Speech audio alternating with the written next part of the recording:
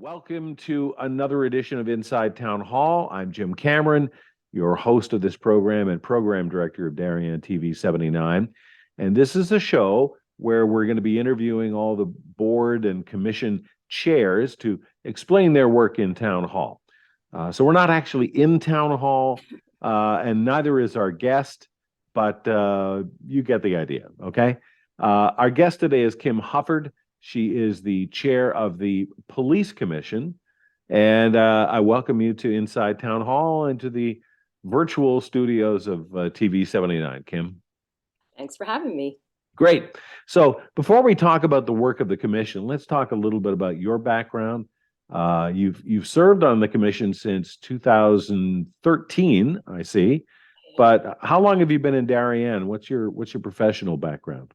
I am a lifelong Darien resident, go Blue Wave, class of 83, for those doing the math out there. So I graduated Darien High School. I went to college at Colgate University, worked a little while in investment banking, and then got my MBA at the Tuck School at Dartmouth.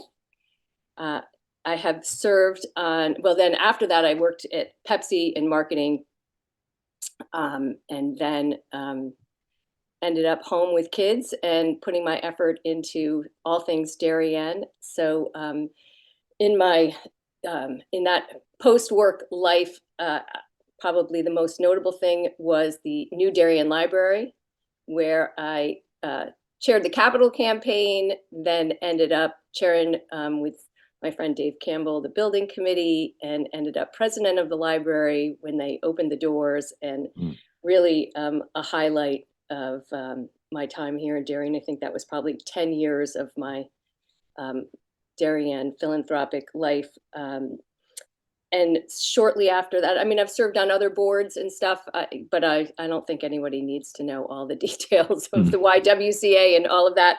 But then I've been on the police commission, as you said, for almost going on 10 years. And I also currently serve on the board of trustees at Colgate, where I said I went. So is that enough background?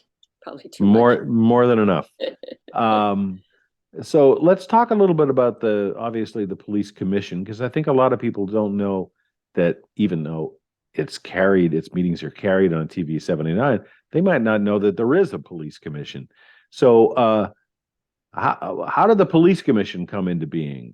How many members are there, and how are they appointed? Well, that is a good question, and I'm not sure actually before I started serving. It is definitely, it's one of the longest standing groups, but probably not known. I do have the town charter in front of me, which, since we are not time constrained, if you don't mind, I can read. We are, because I think most people don't want to go to the town charter and look this up. But in Chapter 9, the Police Commission was formed in 1925. We are as old as the police department. And it says that there shall be, again, per town charter, there shall be a police commission of 3 members, one of whom shall be appointed as of each July 1st for a term of 3 years. The commission shall choose a chairman, a secretary from its membership, and shall adopt its rules of procedure. No vote or action of the commission shall be valid unless adopted by 2 or more affirmative votes at a meeting called and held pursuant to its rules. So there are three of us. There have always been 3 of us.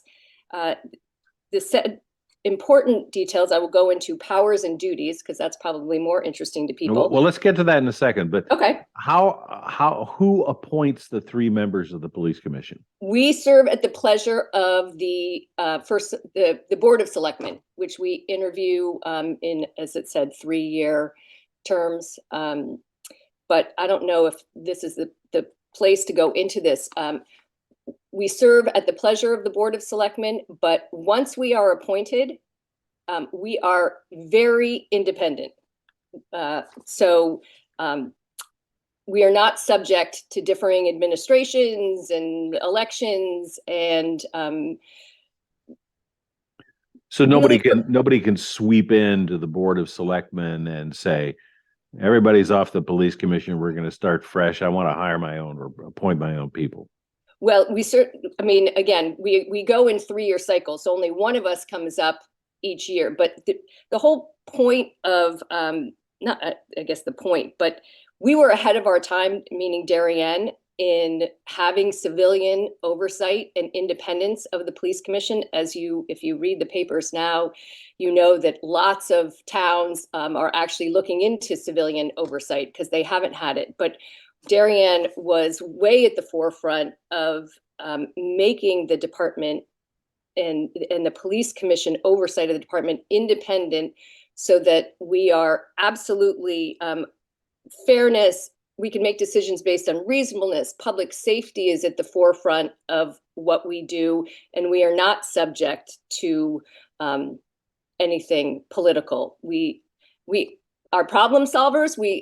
I think Chief Anderson would always say, we like to say yes, we are in the business of solving problems for people, but we also have the independence to make very unpopular decisions.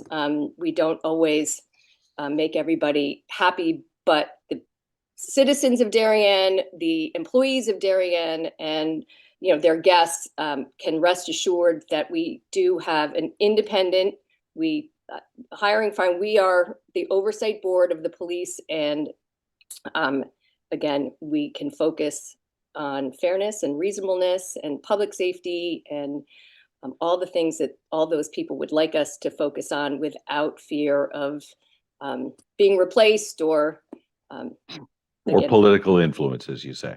I would say that. Yeah, but there's only 3 members. I assume you're covered under the minority representation rules, so that there cannot be more than 2 members from any one political party. We are. That's in majority. But why only 3 members? I mean, sometimes that's hard to get a quorum. You need 2 for a quorum. Well, again, it was established that way 100 years ago, and I, having now served almost 10 years, I find it nothing but positive that we only have 3 members. First of all, we can only meet in public session at a police commission meeting, because if 2 of us meet offline or on the phone, that constitutes a meeting. Right. So, I don't know. Again, we're not that political. We do all our business, but again, the town residents can be rest assured that anything we're talking about is right there in our meeting. They can watch it on channel 79. So nothing happens that doesn't happen out in the open. It also keeps all 3 of us engaged. Again, I've never served on a bigger commission, but I've certainly served on larger boards. And I'm not sure that more people, if you have the right people, we also deal with some sensitive issues, as you can well imagine. And in my time, I have never, I can't think of an instance where there was ever a breach of confidentiality. And so 3 members for me feels, certainly as chair, that we deal with some dicey stuff that I'm not going to go into, but anyway, three members. Works for you. It absolutely works. And we actually, in the last few years, it has been brought to us, should we expand it? Is there a reason? Lots of towns were going to, coming to us and asking us, how does your civilian oversight, how does your police commission work? So we bantered around, again, because someone else posed the question. And we always came back to that. Not only was 3 the right number, it was we couldn't come up with a better solution. It works, and it works well. So again, somebody decided that 100 years ago on May 28th, 1925, and I have seen no reason to change it. And when you open your meetings, you always start by saying, this is the 2,314th meeting of the Darien Police Commission. How often do you meet, and where? We set out our calendar to meet every other week at 4:00 on Thursday afternoons. Sometimes that gets switched based on, I certainly, obviously we need a quorum, and with 3 people, it's not just a quorum. I really like to have all 3 people there. So again, that's another reason to have three, because you're with 5 or 7, you could always miss somebody, but we are usually at full strength. And it also depends on, I like to have the chief and both captains there. So it does move around. Sometimes there is just a light agenda, so we cancel. So we can definitely skip meetings. If anyone has watched this, some of our meetings can be 20 minutes. That's the good news is I think our department runs so well that not a lot of stuff comes to the commission, which is what you want. You want your chief and your command staff and all your officers to be kind of a well-oiled machine in dealing with most of the stuff. So again, we post the agenda just like every other commission. The agenda and the minutes are there so you can see, but I would say we're scheduled for every other week, but we probably meet once a month. Kim Hufford is our guest today on Inside Town Hall. She is the chair of the Police Commission. We should probably give props to your other two members. Who are they? And how long have they been on? Do you know? Kevin Cunningham and Brent Hayes. And I think Kevin, I'm going to wing it and say 5 years. COVID time, I've lost all years, and Brent probably 3 years. Okay. That's a swing. So when you meet, what do you do? Well, what do you talk about? Issues that come. Well, before I get to that specifically, I think it's important to tell your viewers not only what we are, but what we are not. Sure. And I hesitate to speak for my other commissioners, but I think it's fair to say you don't want any of the three of us to actually run the police department. Again, we are civilian oversight. We are in charge of hiring, firing. We are basically the board of directors, budget. So what comes to our meetings is we are in charge of the legal. We are the legal traffic authority in town. So a lot of what comes to the actual meetings is traffic issues, speed humps, road signage, speeding. If people, they usually go first to Captain Hidema, who is in one of her roles is traffic. But the residents would come to us if there's a change in the general orders. I'm trying to think of the last big thing that we wrestled. Tattoo policy. The general orders is probably this thing. Chief Anderson's probably going to have a heart attack that's the thing I brought up. But changes in general orders comes to us. Budget. But the chief puts together a proposed budget and then runs it past you, right? Yes. Just like any other, they know what they need and what's on cycle and replacement of cars and big budget items. We went to body cams. Obviously we work with the town.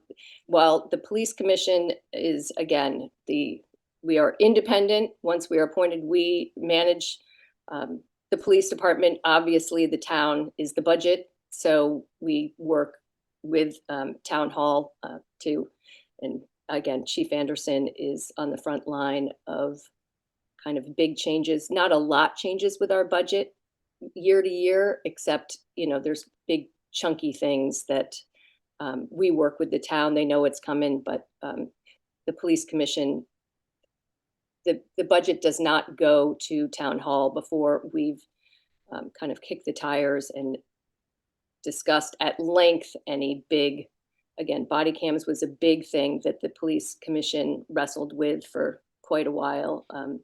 Civilian dispatchers, again, school resource officers. We now have one at Middlesex. We work with the Board of Ed. Again, Don and the command staff, Chief Anderson, the command staff, they're the boots on the ground. Again, we are not running the police department, but kind of major things like that would absolutely come to us. And do people come to your meetings in person? We are wide open and they are all welcome. Do people actually come? not that often.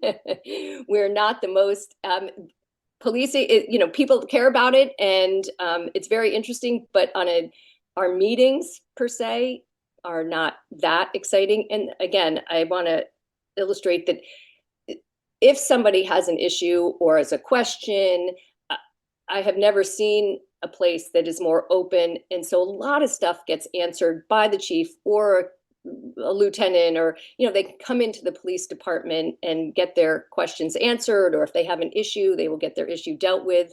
Most things, again, I can't be more positive about. Most things don't come to us because they've been adequately and satisfactorily dealt with at whatever level. So if people have a particular complaint, maybe speeding on their street, or well, let's start speeding on the street. They shouldn't necessarily come straight to the commission first. They could come and they could actually go down to the police department headquarters, walk in and say to whoever's the desk sergeant there, I'd like to talk to somebody about speeding on my street. And they'll be triaged off to the right officer or whomever, and they can talk to them. Or they could send a letter as well too, right? They can do both of those things. Yeah, and they will absolutely get a response. Usually they'll be invited in for a meeting. Usually there's a file. Here's the history. Here's we're super interested. We have officers out on the road, but we are certainly in. Your eyes and ears as a town resident certainly helps us do a lot of things better. But yes, they can come in. What is their complaint? How best? Again, we are problem solvers. We like to say yes. We certainly can't put a speed hump on every road. And a lot of times it's helpful to explain to people sitting in a meeting, there are rules and regulations. Post road is a state road. Stop signs can't be put in certain intersections. So a dialogue is our best friend at the police. And I know Chief Anderson instills that in everybody, is interaction. We can't have, that was one of the things when COVID is, I think the Darien Police Department is top notch in engaging the public.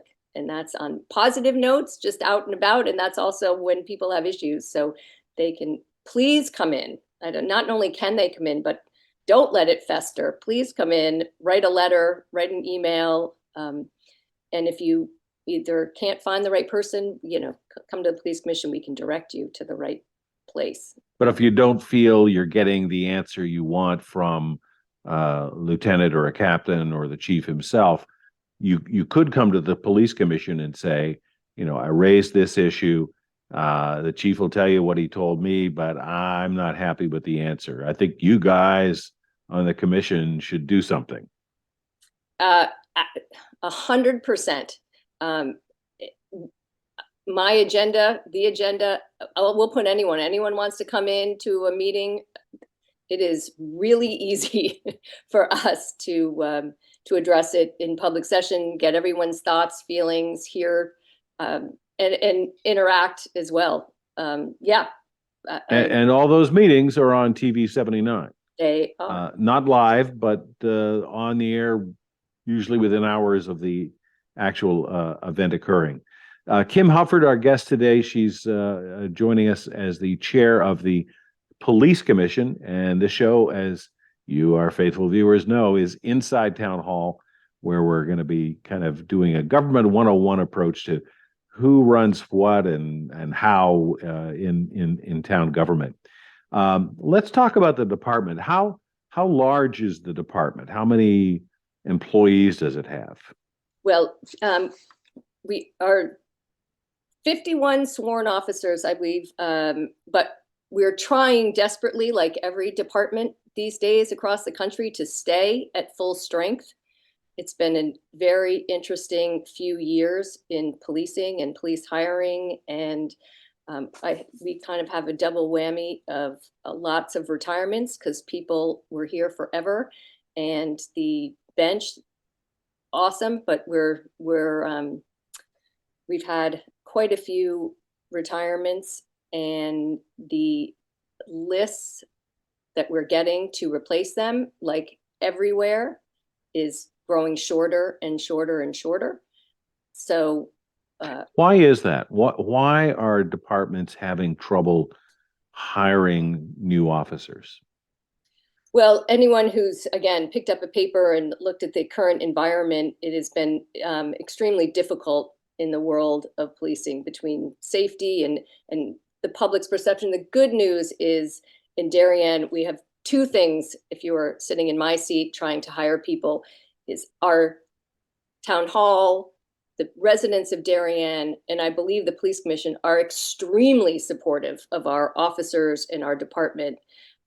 There are certainly places around the country that you can point to where the police are not feeling supported and their budgets are being cut and their headcounts being cut and they're being asked to do more and the environment is not nearly as positive. So the environment for a Darien police officer puts us as a very not popular place to work, but in the if you're thinking of becoming a police officer, Darien has had very little of what you're reading about on the front page of the paper. We also have great benefits, but not every town is Darien. So, and just policing in general. I mean, the world has changed. We're certainly victims of everyone's trying to hire people. It's whether it's police, whether it's restaurants, whether it's nursing, Teachers.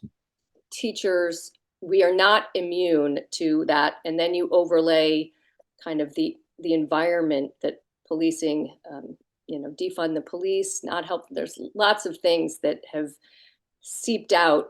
Again, Darien, we get the best of the best that are applying.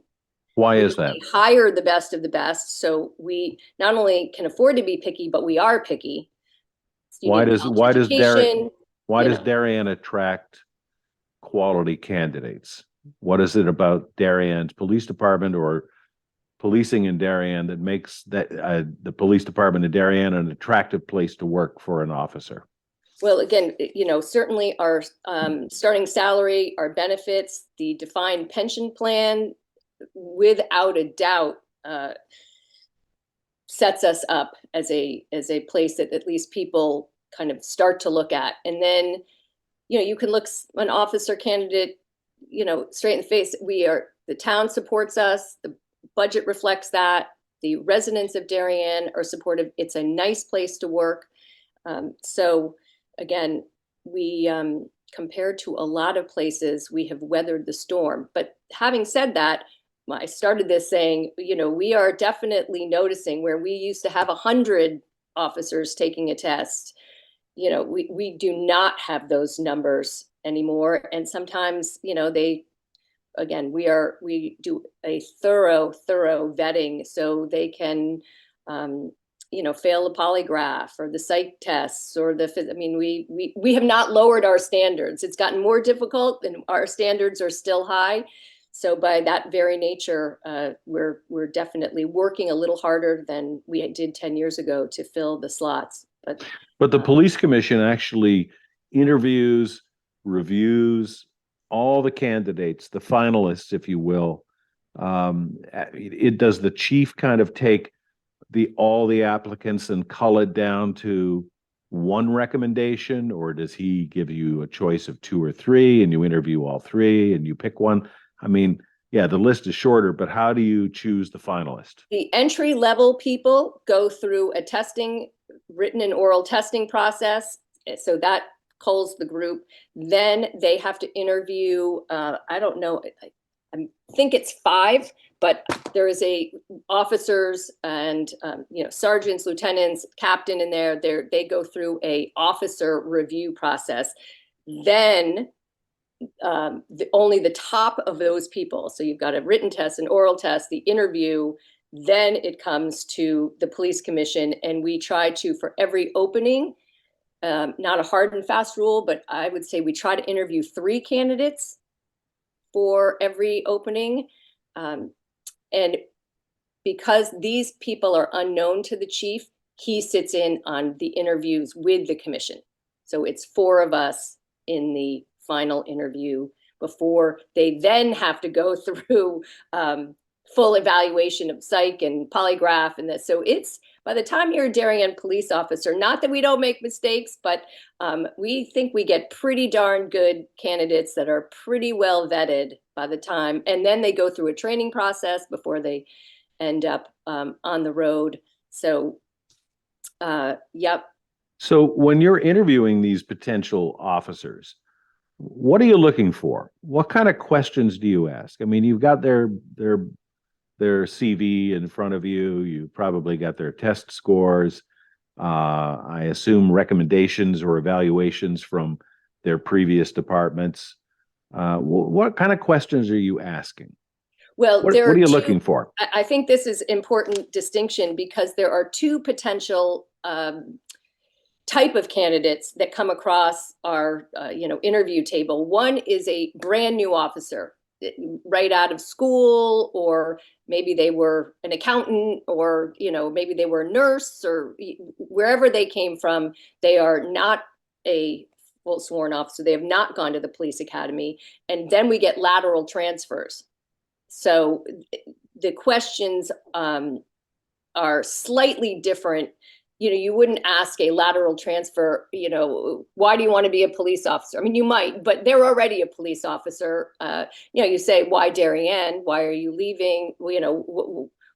What is do you think is better here? Obviously their background. You can ask them, stressful situations that they've been in, hypothetical what would you do in this? You can give them case studies. Clearly somebody who either had another career or is just coming out of school.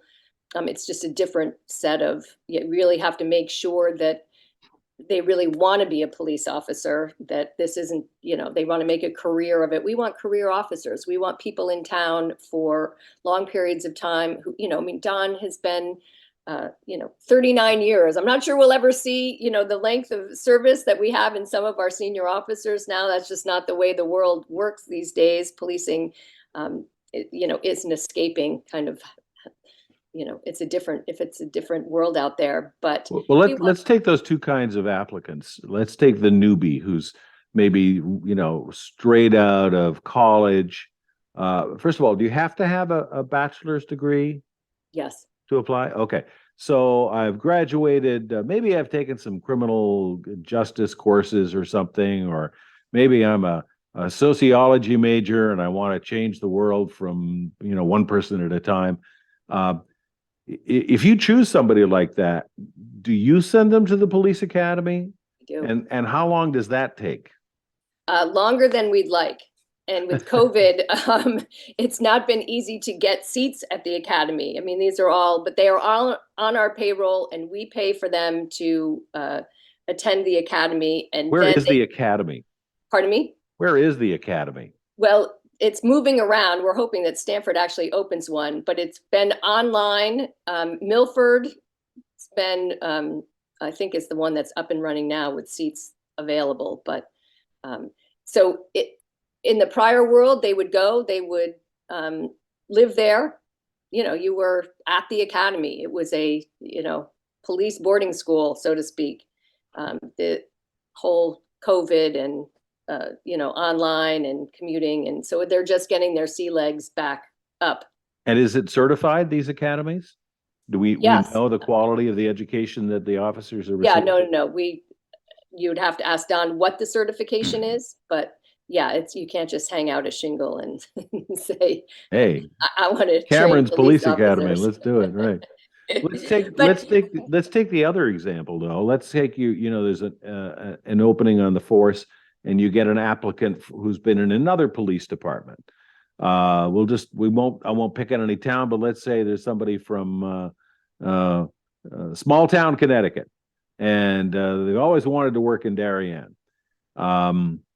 One of the complaints that has been made about some police departments is they hire people who've been fired from other departments, and they never really investigate why.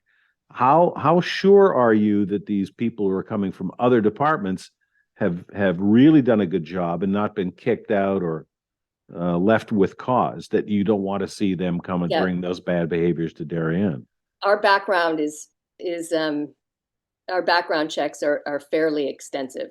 So I am not worried at all. And it seems that in our officers, we know someone in almost every department everywhere. And again, Chief Anderson at 39 years, he has the bat phone to most other chiefs. So I'm not at all worried about. And we try to balance. It's an interesting question that maybe you didn't ask, but which is better? Is it better to get a new officer? Is it better to get somebody who's we don't have to spend time sending to the academy. They can hit the ground running. They training for 3 months and off they go. And the answer is we're looking for the best person. They obviously both have pluses and minuses. People can come with great experience and we benefit from that, or they can have bad habits. We don't do it that way. They did it that way.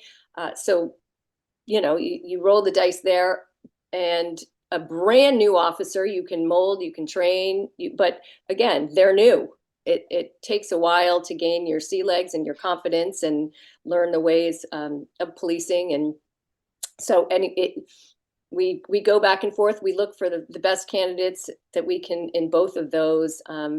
I think personally, it's a healthy balance. You wouldn't want all lateral transfers, and you probably wouldn't want all brand new officers that are coming just out of the academy and really haven't done anything. So right now we don't have the luxury that we had 5 years ago of really balancing it, but we still try our best to keep a healthy balance of both of those categories. Kim Hufford, our guest today on Inside Town Hall. She is the chair of the Darien Police Commission and has been on that body since 2013. We're talking about the works of the Police Commission and differentiating what the commission does from the police department itself. So you don't run the police department, but you're responsible for hiring and establishing policy. Is that a fair way of putting it? And promotion, and making sure that we have a very deep bench, and we have thought long and hard about succession planning. And so there's a lot that goes into making sure our officers are the best trained and the best prepared for serving the public safety, but also that we have, because we are in charge of making sure that we are always training for internal promotions. Let's take a hypothetical. I don't know if this ever happened in Darien, but many police departments or cities have a civilian complaint review board. If somebody has a complaint about an officer, they feel they've been mistreated or mishandled, who do they go to? Do they go to you? Do they go to the chief first? How do you handle complaints against officers? Or who I does would that? always say go to the chief first. I would have said that when I was president of the library. Go to Louise Berry or Alan Gray first, and let that process. An investigation. We have body cams. We have whatever detective work they need to do to kind of get their handle on the situation. Hopefully, they can resolve it without coming all the way to the police commission. And I'm going to say it for the third time, which is I find it very comforting that in my 10 years, almost nothing has come to the police commission. But I would say you would go through that channel first. And then if there's reason for it's not resolved, or there's some reason to come to us, it certainly would. Can you think of any complaints that have risen to the level of coming to the commission in your 10 years? I can't. Mm-hmm. No, thank goodness. There might be one, but it's certainly not jumping out at me. So I'm going to say no, but someone's going to probably. But no, I don't know. I served under a lot of chiefs, and I think the Darien Police Department is top notch in how they handle themselves and how they deal with residents and guests and people who work here. And I think we are the best trained, and I can't think of one, and it would surprise me if there is one, because I think the gang is top notch. And quite often, what you hear at the police commission when they read letters from people in town, they're usually letters of compliment. Officer so and so helped me in this situation. Thank you very much. And I've also seen that a lot of people bring cookies or cakes or treats down to the police officers. Are they allowed to do that? I mean, do you encourage that, or where does that food go when it comes into the police It gets headquarters? eaten. I'm not going to discourage any of it. I would be going to a police commission meeting at 4. If I say no, I'm going to be in trouble. Well, Yes, there'll be some Halloween candy this week, probably too. we take all of that, and we are grateful. I'm not there. I'm speaking on behalf of the team. What we cannot do is individual officers cannot accept a gift. Thank you so much. Here's $100 gift card to, if we do receive gift cards, we usually, we distribute them back out to organizations in town that, we take monetary gifts, go into the gift fund. Individual officers cannot be rewarded. If you would like to say thank you on behalf of an officer and spread the wealth, that is fine, but we can't be in the business of paying to individuals. No But yes, tips. we appreciate very much the officers, and quite frankly, as the police commission chair, again, I really wanted to start this saying I do not want to speak on behalf of the chief or the command staff, but the police commission appreciates feedback. We hope it's all good. We'll take the bad as well, but as you said, we don't usually get bad, but we're happy to have all the letters and all the feedback. We can't do a better job if we don't know. But again, I think we're pretty fab.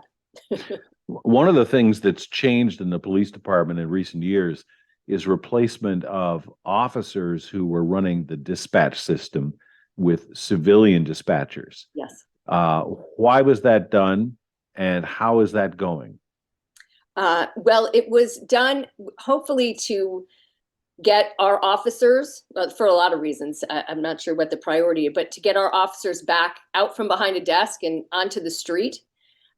Dispatch is actually a very, specifically trained, so you can get better trained people. So it's, it works. Again, 51 officers. We've taken some officers off the road, made SROs at Middlesex, SROs at the high school. School resource officers. Oh, SROs. School resource officers. Yes. Right. We have one at Darien High School, and that worked so well that we now have one at Middlesex. But, over time, we have taken officers and kind of taken them out of what I would call normal rotation, and, having the highest trained and best people on each job is obviously a goal, and getting officers out on the road.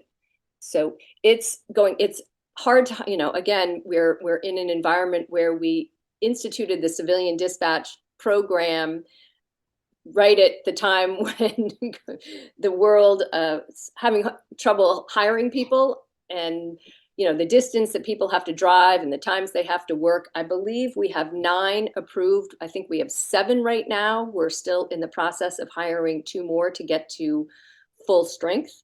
But hopefully once we get to full strength and it's fully operational, it has served us well.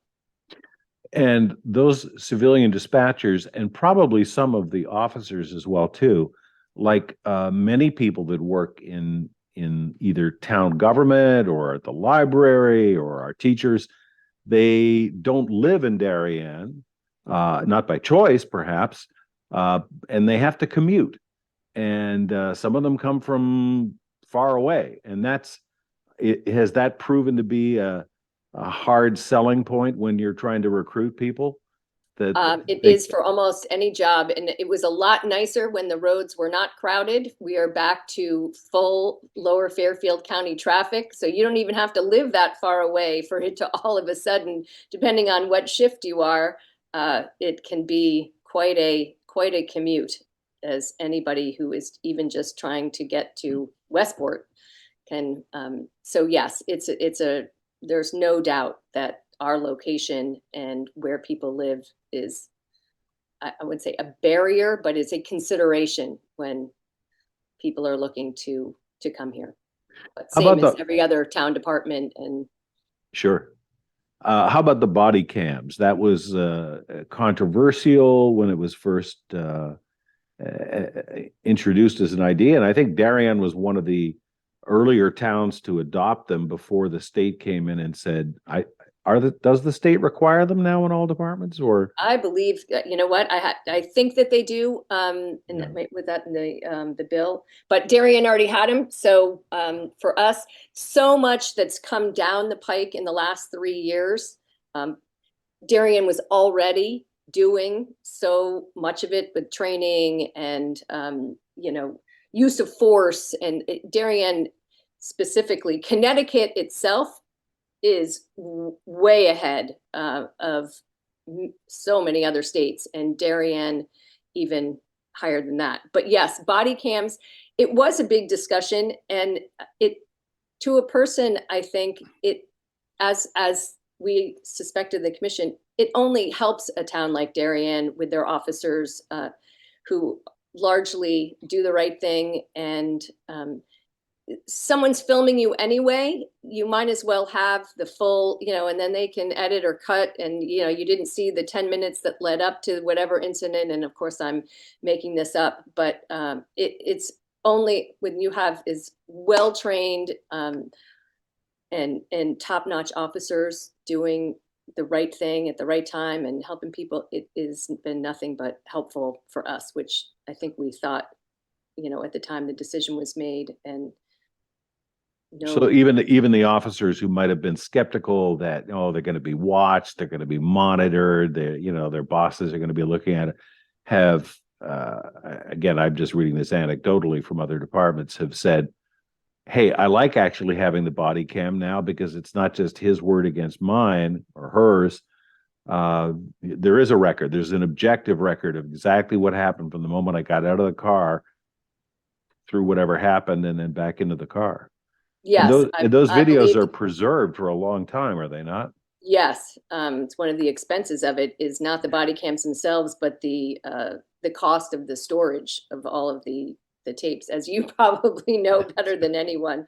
That definitely adds to the cost. But yes, it's been embraced, and we ask. It's just one of the questions. We don't have to, but I ask every officer candidate that's come through, new hire or lateral, just for my own edification, what do you think about body cams? And I have yet to have anybody sit across the table and say, please, I welcome the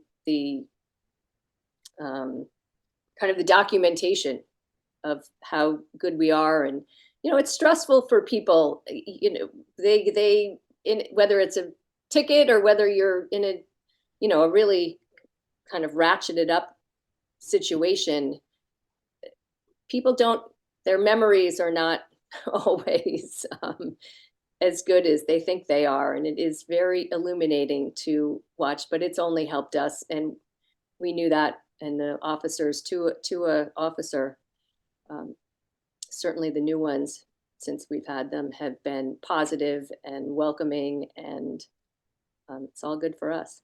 How's the new police headquarters working out? I forget exactly how old that it's not an all new, brand new building, but a big addition No, it's to the building.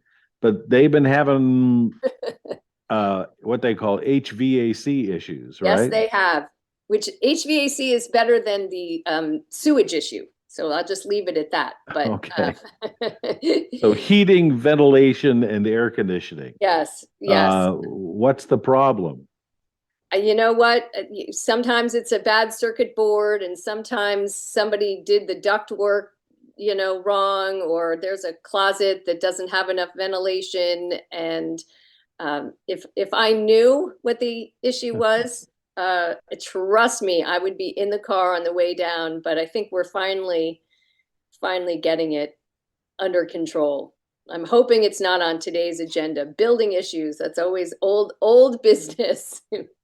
I'm like, I did not want COVID to be forever on the agenda. Building issues, I would like to have that eliminated too. But, at some point, new buildings aren't new anymore.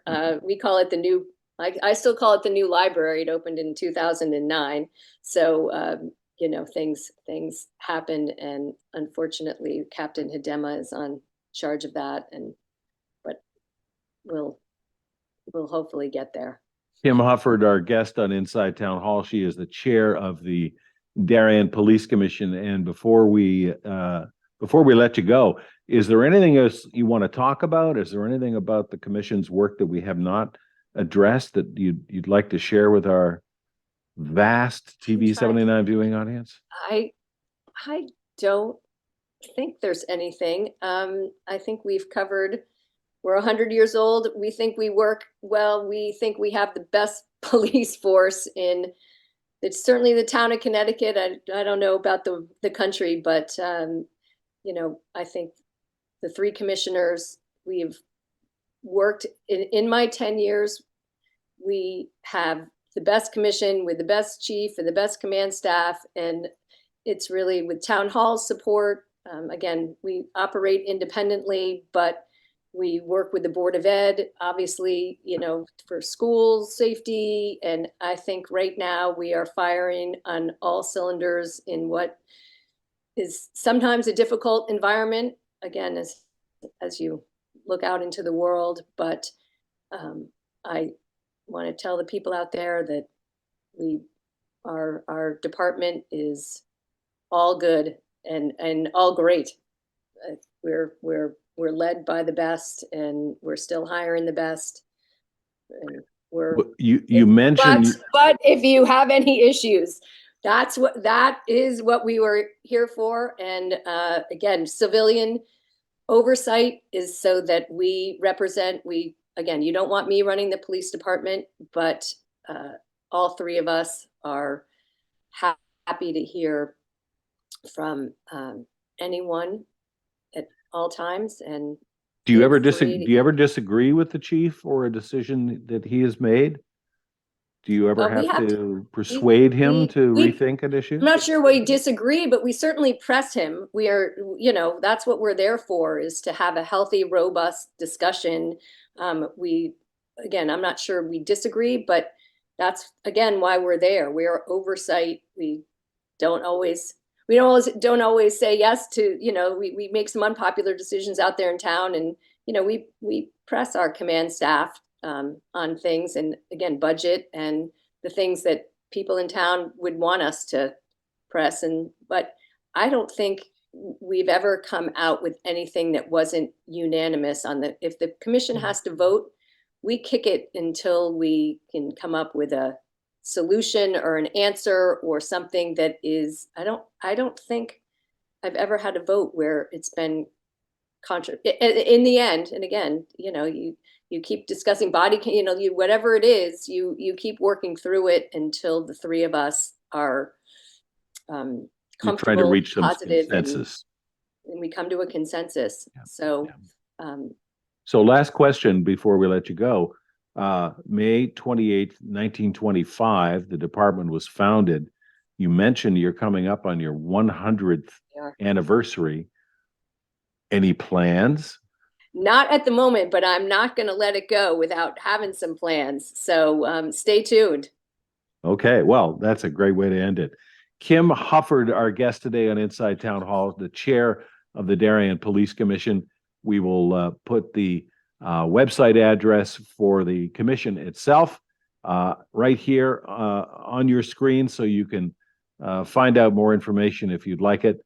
Thank you very much for joining us today, Kim, and thank you for all your hard work on behalf of your fellow residents of Darien. Likewise, Jim, thank you and all your hard work. Well, and thank you, our audience. It wouldn't be worthwhile if it wasn't for you, our audience. You have watched yet another edition of Inside Town Hall.